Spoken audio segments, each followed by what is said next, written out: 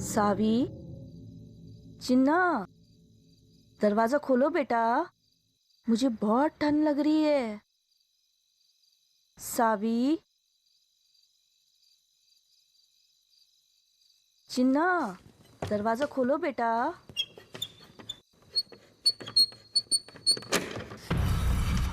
सावी, ये क्या कर रही थी तुम? दरवाजा क्यों खोल रही थी? हाँ? माँ वो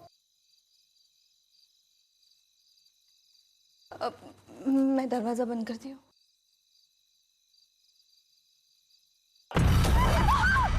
सावी, सावी भाग जाओ, सावी छुप जाओ, बाहर नहीं आना, छुप जाओ।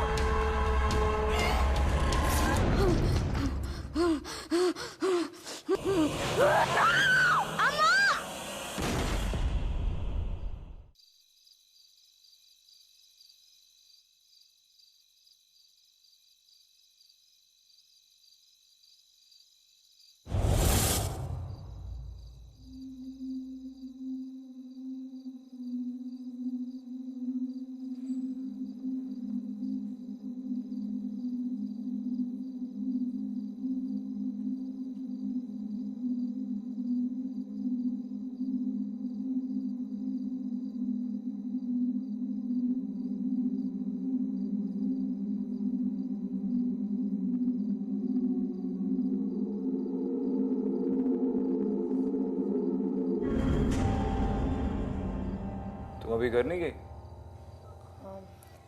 नहीं, वो मैं एक केस पे रिसर्च कर रही थी। ये देखो, आज पेपर में गोवा में हुए एक रीसेंट डेथ का आर्टिकल आया था। विक्टिम की बॉडी उसके घर से मिली और बॉडी पे बहुत सारे स्क्रैचेस और कट्स थे, जैसे किसी जानवर ने उस पर अटैक किया।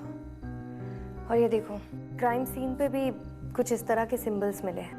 मैं हमारी फाइल से चेक कर रही थी, मुझे लगा शायद मर्डर घर के अंदर हुआ है और कोई फोर्स एंट्री भी नहीं है।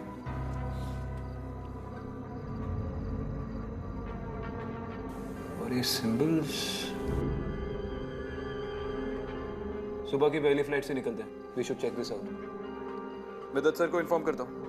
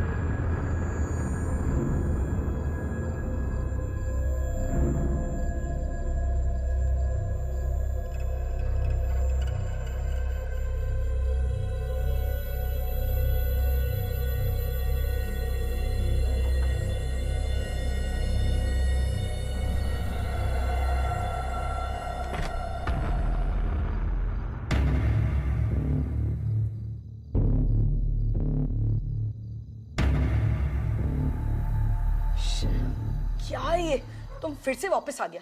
हम बोला था ना तुमको हमारे हाउस से दूर रहने का। तुमको थोड़ा भी शर्म नहीं आता है? पागल हो गया क्या तुम? पूरे कॉलोनी में अपनी बकवास लिखता रहता है। पता नहीं क्या है इस लेडी का, बता के छोड़ेगा। अब देखता है तुमको कॉलोनी से कौन बचाता है। मूव! देखता है रीमा, रीमा क्या कर रहे हैं? देखो, ये मिटाओ मत। देख, वो डॉली ने भी इसे मिटा दिया था, वो बच नहीं पाया, मर गया, वो मर गया। तुम मत मिटाओ इसे। व्हाट? तुम कहना क्या चाहते हैं? धोनी बॉस को तुम मारा और अब तुम हमको मारने का धमकी दे रहे हैं? वेट, कल हम पुलिस स्टेशन जाके तुम्हारे अगेंस्ट कंप्लेंट करवाएगा, फिर देखते हैं तुम हमको धमकी कैसे देते हो। रीमा मत, रीमा मत, रीमा।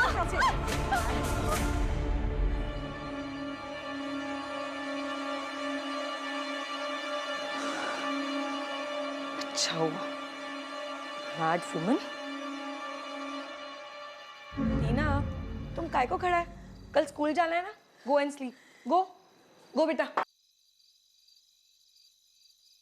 एंड यू वापस नहीं आने का हमारे घर।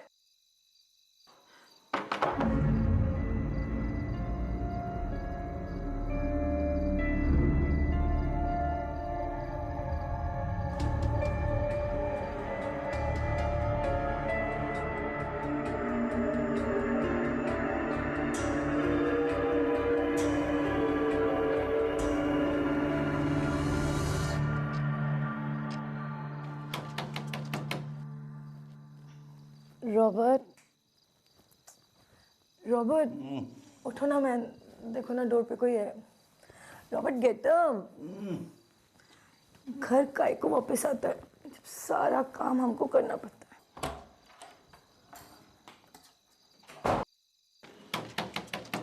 रीमा, कौन है? Who's there? रीमा मैं तुमसे बात करने आई हूँ। मुझे तुम्हें सॉरी बोलना है। प्लीज दरवाजा खोलो। फिर से वापस आ गया। आज इसको नहीं छोड़ेगा मैं। आज तो इसको बता के रहेगा। छोड़ेगा नहीं हम तो।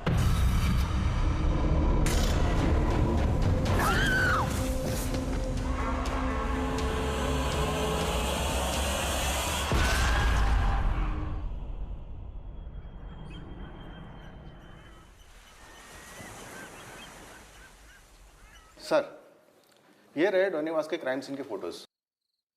क्या आप इसी सिंबल्स की बात कर रहे थे?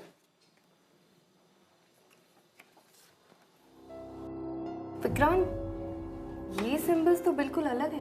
ये सिंबल्स है ही नहीं, ये तो कुछ लिखा हुआ है, शायद साउथ के किसी लैंग्वेज में। सर, मैम, अच्छा वो आप दोनों यहाँ आ गए। ये केस बहुत ही अजीब हो गया है। जिस कॉलोनी में डोनीवास रहता था, कल रात को उसी कॉलोनी में एक औरत का मर्डर हो गया है और विक्टिम का नाम है रीमा कोरिया। रीमा और डॉनी के मर्डर के तरीके में कोई सिमिलैरिटीज हैं? जी सर, दोनों की बॉडी पे जो घाव है वो तकरीबन सेम ही है। और एक बात और सर, इन दोनों के मर्डर के कोई भी आई विटनेस नहीं। रीमा की ऑटोप्सी रिपोर्ट चल रही है और ये है डोनीवास की ऑटोप्सी रिपोर्ट। सर, हमारी टीम ने चेक किया है, ये जो घाव है वो ना ही किसी हथियार के हैं और ना ही किसी इंसान ने किए हैं। तो क्या किसी जानवर के निशान है? आर्टिकल में तो यही छपा था ना? नो मैम, एनिमल एक्सपर्ट ने भी कंफर्म किया है, ये किसी जानवर के भी नाखूनों के निशान नहीं है। ये कैसे हो सकता है? सर यही तो इम्पॉसिबल है। अगर इम्पॉसिबल है तो ये पॉसिबल किसने किया? एक कॉलोनी में आधी रात को इतना दर्दनाक मर्डर और किसी को पता भी नहीं चला। इस केस के सारे क्लूज और एविडेंस फिर से चेक करते हैं। उस कॉलोनी का एक चक्कर लगाना पड़ेगा। आई एम श्योर कोई ना कोई एक्सप्लेनेशन तो मिल ही जाएगा।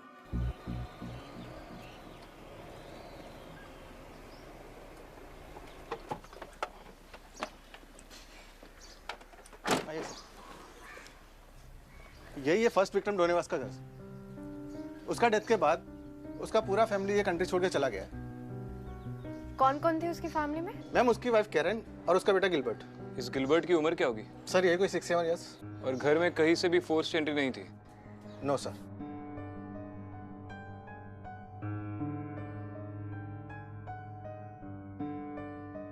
ये डेफिनेटली साउथ की कोई लिपि है, सिंबल्स नहीं है। और तुमने देखा हर घर के बाहर ऐसा ही कुछ लिखा हुआ है।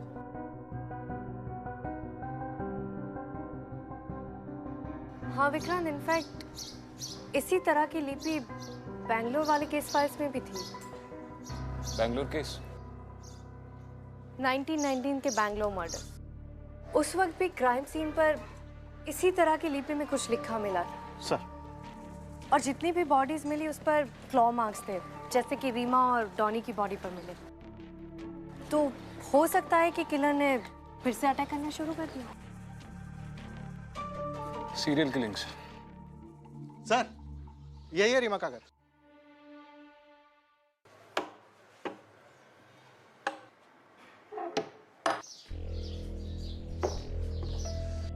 इस घर में भी कोई फोर्स्ड एंट्री नहीं है। रीमा और वस के मर्डर्स रात में हुए थे घर के अंदर और कोई फोर्स्ड एंट्री नहीं। इसका मतलब जिसने भी ये किया है वो दरवाजे से अंदर आया था बिना किसी जबरदस्ती के। पॉसिबल है कि वो दोनों मर्डरर को जानते थे। एक बार वो बैंगलोर वाला एंगल भी पता कर लेते हैं। एक काम करो, अगर इस सोसाइटी में और आसपास के सारे लोगों से पूछताछ करके पता लगा लो कि 1990 के करीब इनमें से कोई बैंगलोर में था या नहीं, शायद उससे कोई लीड मिले। जी सर। सर बैंगलोर कहाँ सर? अब मिसेस राव को रेड हैंडेड पकड़ो सर और जेल में डालो सर। लेकिन आप ऐसा क्यों कह रहे हैं मिस्टर कोरिया? पूरी बात बताइए। Sir actually my wife Rima और मिसेस राव को है ना कल झगड़ा हुआ था। My wife told me sir, और I am very sure sir उसी ने मारा मेरी वाइफ को सर। ये मिसेस राव रहती कहाँ है? यही मैडम, यही है उसका घर।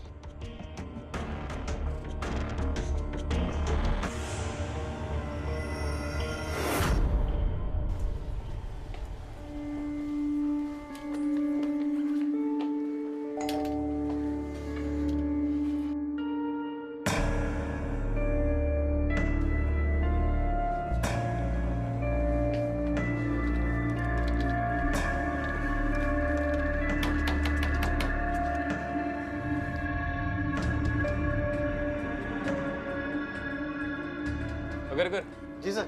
बाद में देख लेंगे। चलो। ठीक है सर।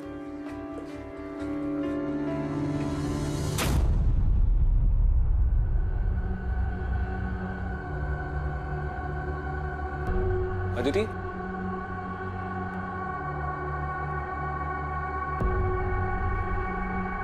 चलो।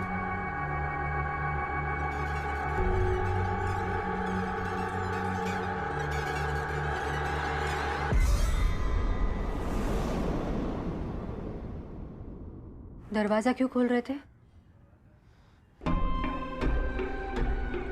मैंने मना किया था ना, दोबारा मत करना।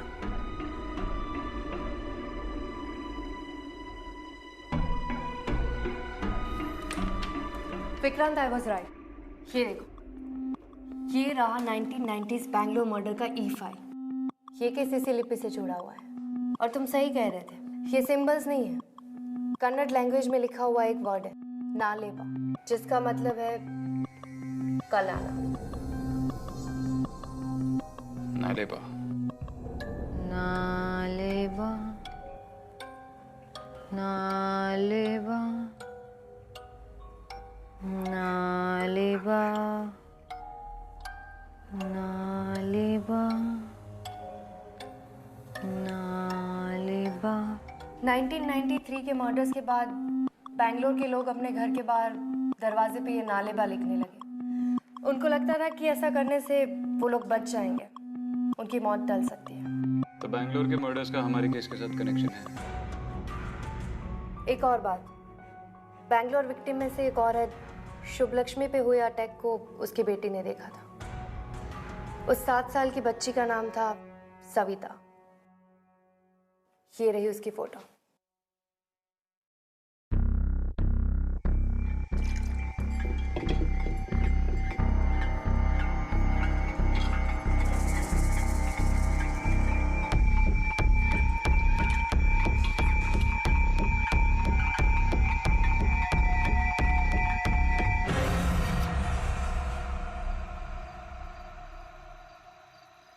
ठीक है, चलो बाद में बात करता हूँ। अगर बता रहा है कि 1993 में इस कॉलोनी में से सिर्फ मिसेस राव ही बैंगलोर में थी। शादी के पहले इसका नाम सविता आचार्य था। यही शुभ लक्ष्मी आचार्य की बेटी है।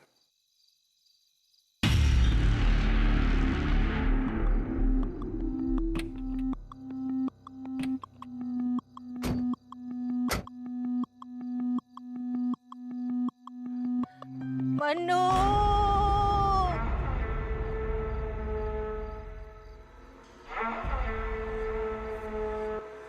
मन्नू,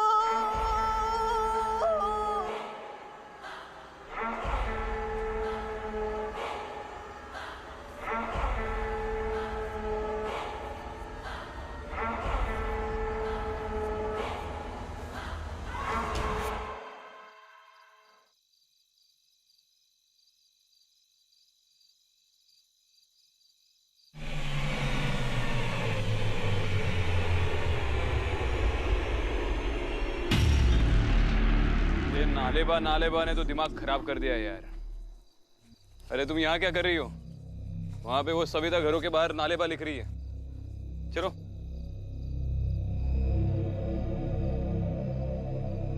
क्या हुआ? किसे ढूंढ रही हो? विक्रांत, अभी यहाँ पर एक औरत खड़ी थी, यहीं पर थी वो, एकदम बिल्कुल मेरे सामने। थी मतलब कहाँ गई? वही तो, अचानक से कहाँ चली गई? वहम होगा तुम्हारा। चलो।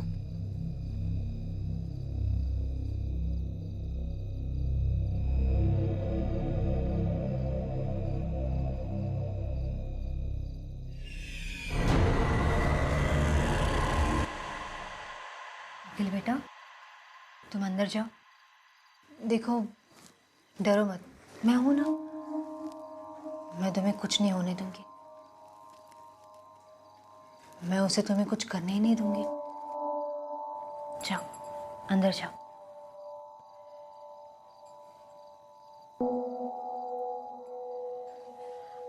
ऑफिसर, मैंने कोई गलती नहीं की है। हम ये नहीं कह रहे कि आपने कुछ गलत किया है।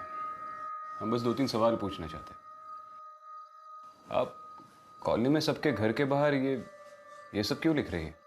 मैं ये सबको सेफ रखने के लिए कर रही हूँ। मैंने रीमा को भी बताया था, पर उसने मेरी बात ही नहीं मानी। उसके दरवाजे पे मैंने जो लिखा था, वो अगर वो नहीं मिटाती तो आज जरूर जिंदा होती। अब दरवाजे के बाहर जो ये नालेबा लिखती है, उसका मतलब क्या है? बचपन में मेरी अम्मा मुझे एक कहानी सुनाती थी। बेटा, उसे कभी घर पे नहीं आने देना।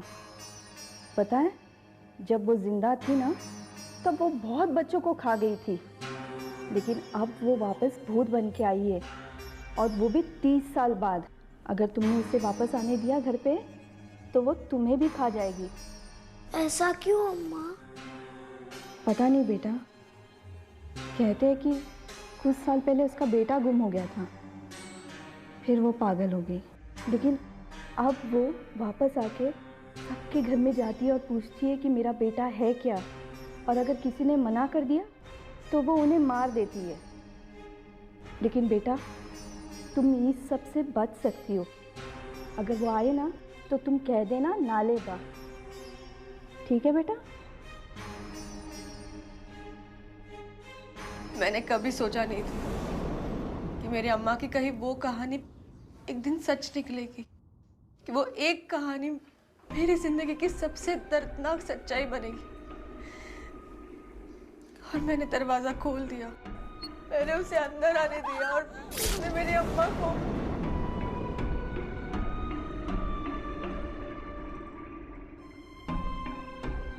सॉरी सविता, पर क्या आप हमें बता सकती है, जिस दिन आपकी माँ पर अटैक हुआ था, तब आपने उस औरत को देखा था? क्या वो लाल कपड़े पहने हुए थे?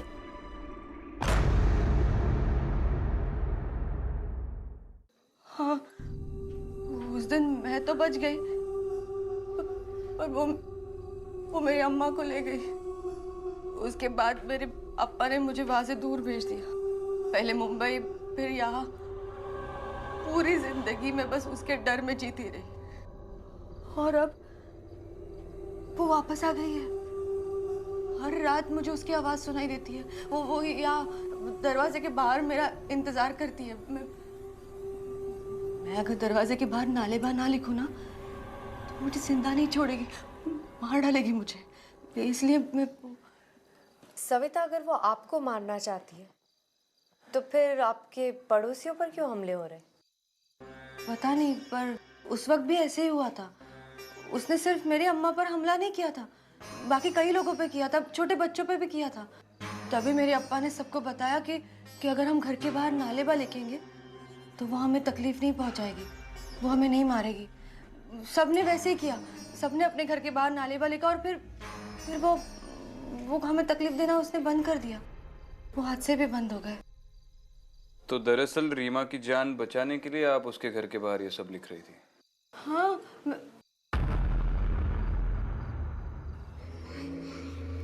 आप लोग मुझे पागल समझ रहे हैं ना ऑफिसर, पर मैं इसे मानती हूँ। नालेबा लिखने या कहने से मौत टल जाती है। क्यों, कैसे, ये सब मैं नहीं जानती, पर पर यही सच है। मैं बस सबको सेफ रखना चाहती हूँ और ये मेरी जिम्मेदारी है। और अगर मुझे सबसे लड़कर भी नालेबा लिखना पड़े तो भी मैं लिखूंगी।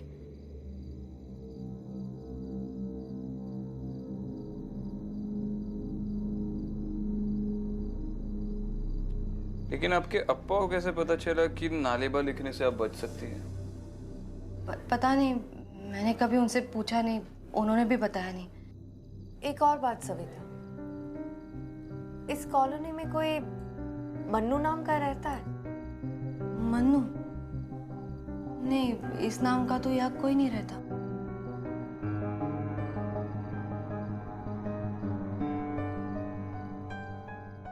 अगर नालेबा की बात सच है तो उसके बारे में कुछ ना कुछ आर्टिकल्स, रिसर्च रिपोर्ट हमें बैंगलोर की 90s की केस फाइल से मिली जाएंगी।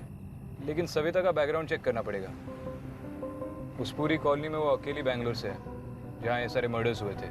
रीमा और सविता का जिस रात झगड़ा हुआ उसी रात रीमा का मर्डर भी हो गया। इतनी सारी चीज़ें सिर्फ एक कोइंसिडेंस नहीं हो सकती।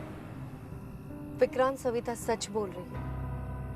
मैंने उसकी आंखों में वो डर देखा है और मैं जानती हूँ कि उस कॉलोनी में जरूर कुछ ना कुछ है। हाँ, कुछ ना कुछ तो है। और फैक्ट्स ही देख, 1990s के मर्डर और अब के मर्डर में कितनी सारी चीजें कॉमन है। और उस वक्त सविता सिर्फ 7 साल की थी। इतनी छोटी बच्ची और serial killing, it's highly unlikely. और वो दोनों लोग जो मारे गए थे, रीमा और डॉनी, सिर्फ उन दोनों के डोर से ही वो राइटिंग साफ की गई है। और वो राइटिंग्स भी सविता नहीं लिखी थी। देखो, मैं ये नहीं कह रहा कि वो बैंगलोर के मर्डर्स सविता ने किए हैं। और जिस लड़की ने इतनी कम उम्र में अपनी आंखों के सामने माँ का मर्डर देख लिया हो, सोचो वो कितने ट्रॉमा से गुजरी होगी। और सविता ने हमें सिर्फ एक कहानी सुनाई है। हमें उसके अप्पा से बात करनी चाहिए।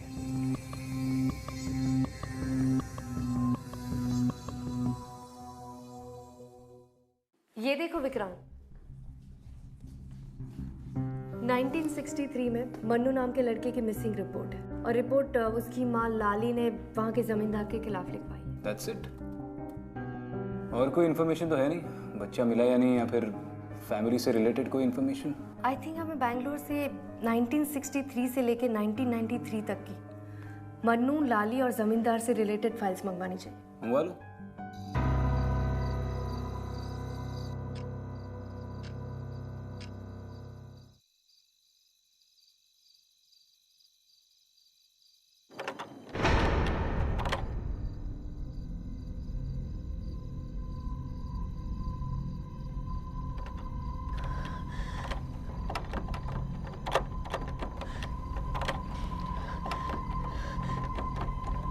नालेबा, नालेबा, नालेबा, नालेबा, नालेबा,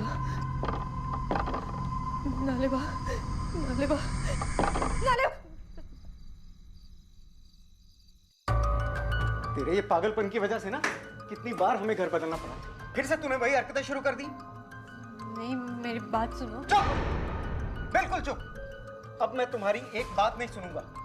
तेरे कारण घर में पुलिस आई ना पुलिस। क्या चाहती है? जेल जाना चाहती तू? नहीं, मैं मेरा नहीं तो कम से कम अखिल का ध्यान कर। क्या क्या कर रहे हो? क्या ढूंढ रहे हैं? देखिए, ये ऐसा मत कीजिए, मेरी बात सुनिए। ये आप इसे मत मिटाइए। देखिए, इसे मिटा देंगे तो हम बच नहीं पाएंगे। कितना छोटा है, अगर हमें कुछ हो गया तो अरे हाँ, क्या होगा? सुनिए मेरी बात, मत मिटाइए इसे। रुकिए। बस सविता, चुप। मुझे पता है कि मुझे क्या करना है।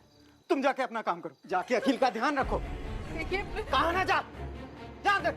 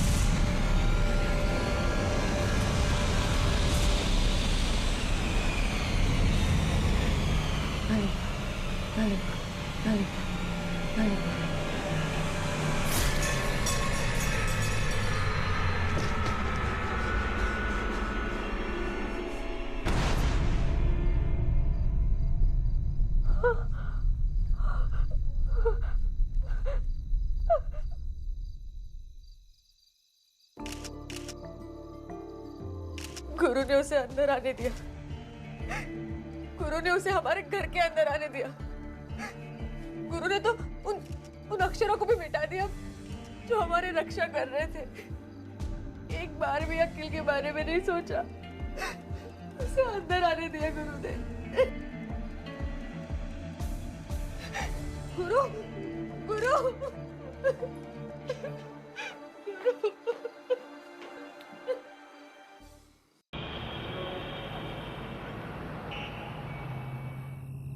अब तुम भी मानते हो ना कि सविता बेकसूर है? देखो, इतनी जल्दी किसी कंक्लूजन पे नहीं पहुंचते। कॉलोनी में सबने स्टेटमेंट दिया है कि सविता और गुरु का रोज झगड़ा होता था और कल रात का झगड़ा तो बहुत देर तक चला। तो तुम्हें लगता है कि सविता ने उसके हस्बैंड पर अटैक किया? पर वो तो कमरे के अंदर बंद थी। लेकिन अब तक उन्हीं लोगों पर अटैक हुआ है जिनका सविता के साथ झगड़ा हुआ था। और डॉनी? तुम्हें कैसे पता कि डॉनी के साथ उसका झगड़ा नहीं हुआ था? शायद उस बात का किसी को पता ना चला। और तुम्हें सच में लगता है कि अपनी दरवाजे की दीवार से नालेबा हटाने की वजह से इन लोगों की मौत हुई है? आई नो, ये अजीब है, पर पिछले कुछ महीनों में हमने ऐसी बहुत सारी चीजें देखी है जो समझ से परे है। तो हो सकता है कि सविता की... देखो अदिति, मैं मानता हूँ कि पिछले कुछ महीनों में हमने काफी अजीब चीजें देखी हैं, लेकिन हम हर केस को शुरू से इस नजरिए से नहीं देख सकते। दुनिया में नॉर्मल क्राइम्स, नॉर्मल क्रिमिनल्स भी होते हैं।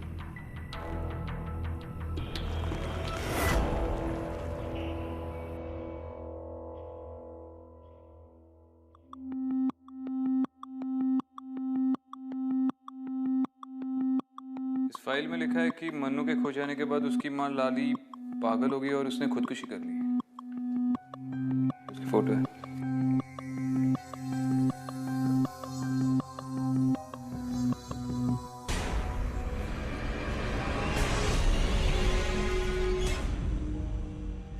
ये तो वही औरत है विक्रांत, जिसे उस रात मैंने देखा था। और ये देखो, इसमें लिखा है कि 1993 में सविता की मां के साथ उसकी 2 कजिन्स की भी डेथ हुई थी। सविता तीसरी बच्ची थी जो अटैक के बाद भी बच गई। बाकी के सारे विक्टिम्स भी उसी एरिया के हैं जहां सविता की फैमिली रहती थी। तो हो सकता है कि वो सविता को ढूंढते हुए वापस आई। तो क्या 25 सालों से छुट्टी पे थी? ये सब 25 सालों के बाद क्यों हो रहा है?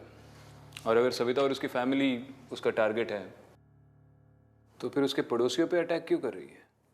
वही तो पता लगाना है। सर, एक बैड न्यूज़ है। सविता और उसके बेटे अखिल का एक्सीडेंट हो गया।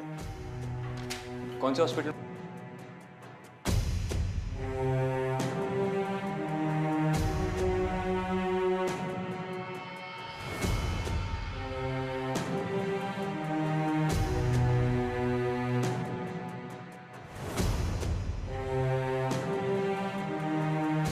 इस एरिया में एक्सीडेंट हुआ है, मुझे उसके डिटेल्स चाहिए। Okay sir.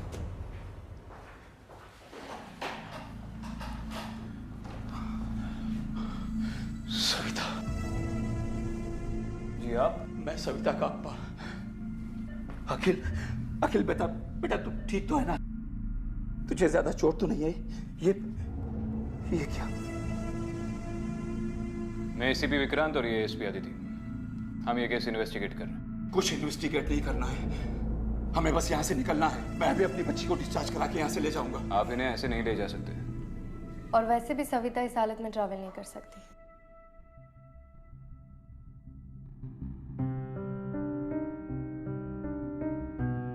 मुझे यहाँ बहुत पहले आ जाना चाहिए था। सविता ने तो मुझे गुरु के बारे में भी कुछ नहीं बताया। वो तो पुलिस स्टेशन से फोन आया तब मुझे पता चला। सविता और अखिल को अगर कुछ हो गया तो मैं जी नहीं पाऊंगा। मुझे उन दोनों को यहाँ से दूर ले जाना होगा। दूर जाने से कुछ नहीं होगा मिस्टर राजा, ये आपको भी मालूम है।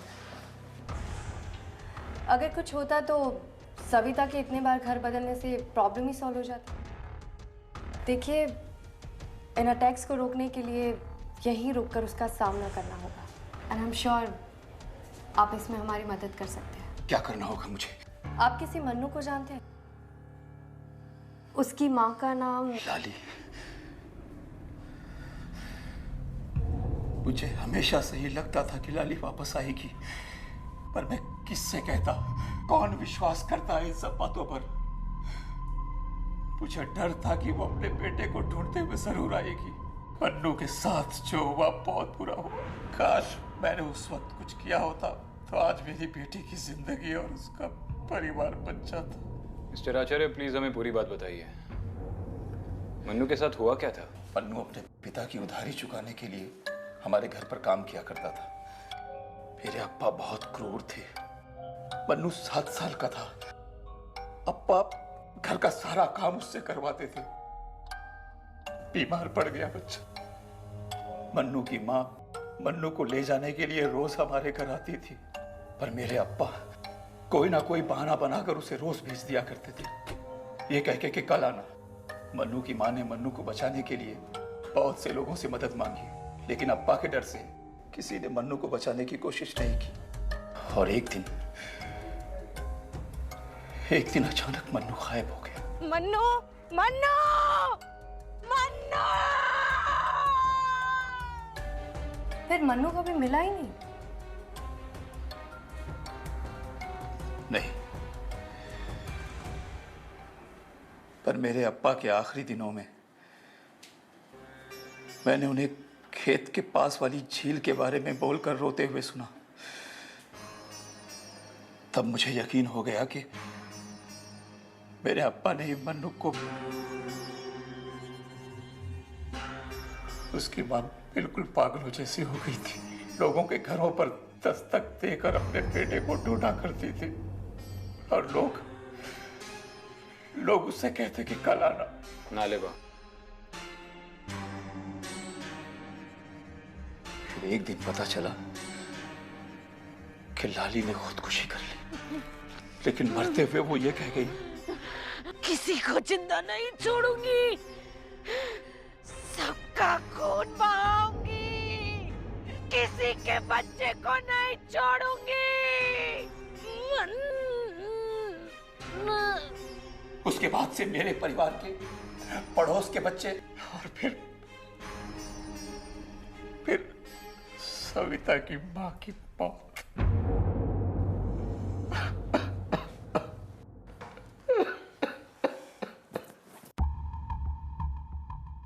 चलिए मिस्टर आचार्य, मैं आपको घर छोड़ देता हूँ। यहाँ डॉक्टर्स है, आदिति है। जैसे ही सविता को होश आएगा, ये हमें कॉल कर देंगे। नहीं, मैं अपनी बेटी को छोड़ के कहीं नहीं जाऊंगा। वो फिर आएगी। मैं कहीं नहीं जाऊंगा। मिस्टर आचार्य, मैं हूँ यहाँ सविता के साथ। आप लोग घर जाकर आराम कीजिए। वैसे भी अखिल बच्चा है, यहाँ उसका हॉस्पिटल में रहना ठीक नहीं।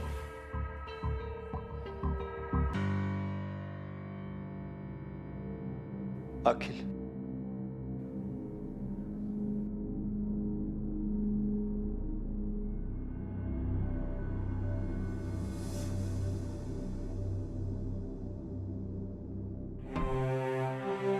सही, आप क्या कर रहे हैं? आप वहाँ पे लिख नहीं सकते? नर्स,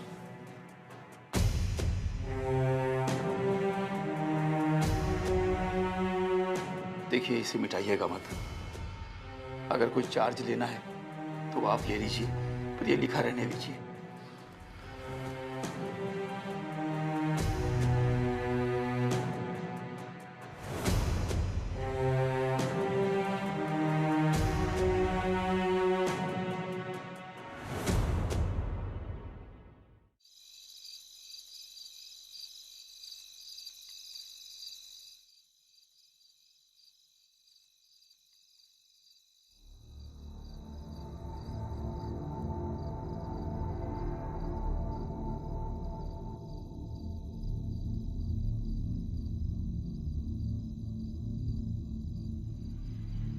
हाँ आदिति, इन केस फाइल्स में से एक केस मन्नू से मैच कर रहा है। इसके सारे डिटेल्स सविता के अप्पा के वर्जन से मिलते हैं। 1963 में मन्नू के गायब होने के कुछ 10 दिन बाद जमींदार आचार्य के घर के नज़दीक बहती झील में से एक 6-7 साल के बच्चे की बॉडी मिली थी। जब ये बॉडी मिली थी तब तक मन्नू की माँ लाली ने आत्महत्या कर ली थी, और बच्चे की बॉडी पहचानने या उसे क्लेम करने कोई भी सामने नहीं आया। आई थिंक ये मन्नू ही था। हाँ विक्रांत, पर हम लोग अभी भी कुछ मिस कर रहे हैं। इतने सालों बाद ये सब कुछ क्यों? सविता ने ऐसा क्या किया जिसकी वजह से लाली उसे फिर से ढूंढ पाई? क्या वो अकील को छोड़ो, मेरे अकील को छोड़ो। नालेबा, नालेबा, नालेबा। विक्रांत, अखिल,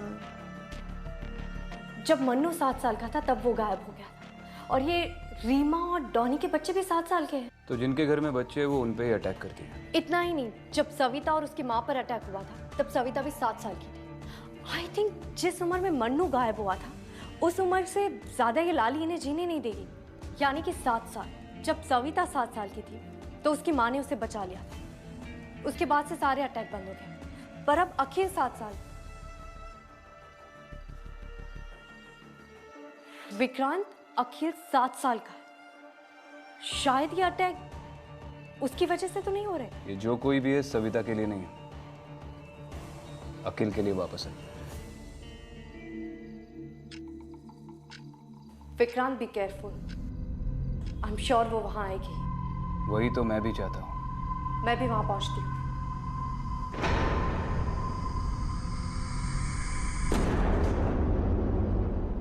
कहाँ है मेरा अकील?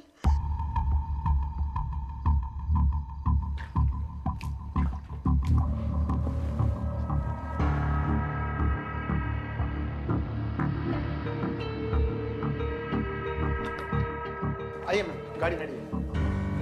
आराम से, आराम से।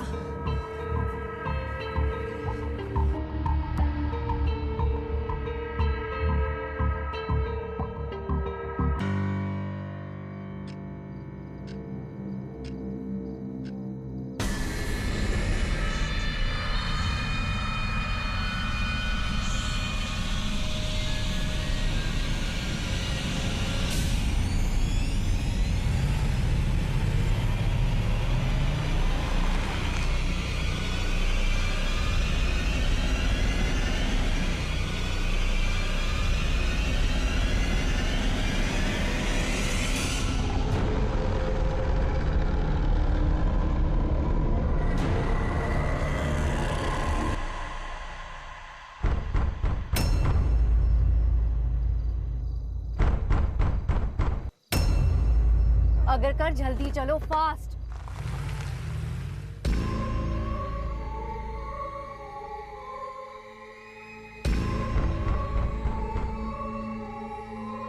अखिल,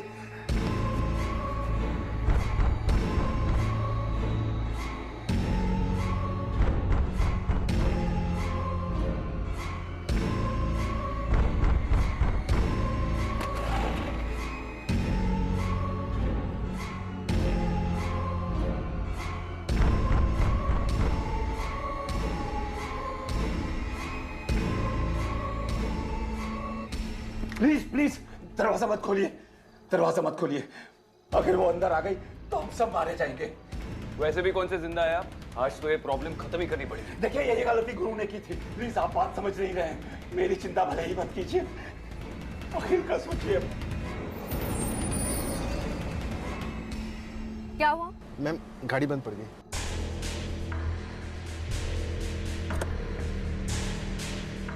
सविता, चिन्ना, मुझे अंदर आने दे। बहुत ठंड लग रही है बेटा, दरवाजा खोल। चिन्ना। अम्मा, अम्मा। अनु, अनु, अनु, अनु, अनु, अनु,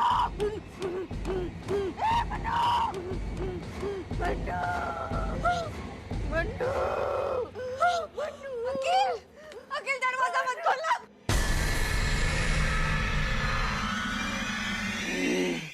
अकील दरवाजा मत खोलो। लाली, रुक जाओ लाली।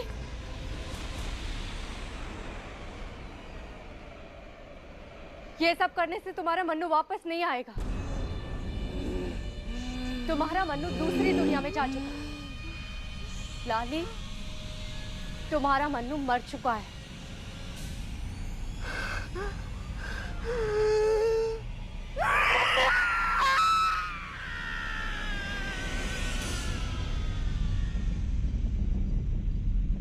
सविता, सविता, सविता तुम ठीक हो?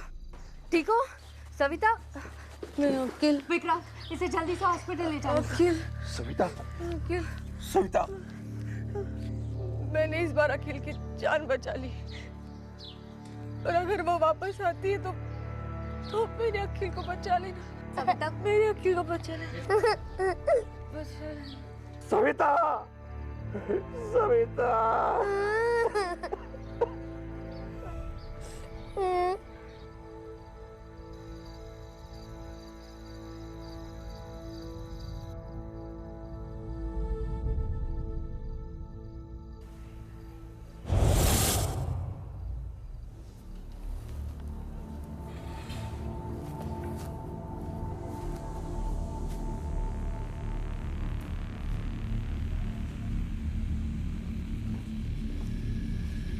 कॉफी? क्या सोच रही हो?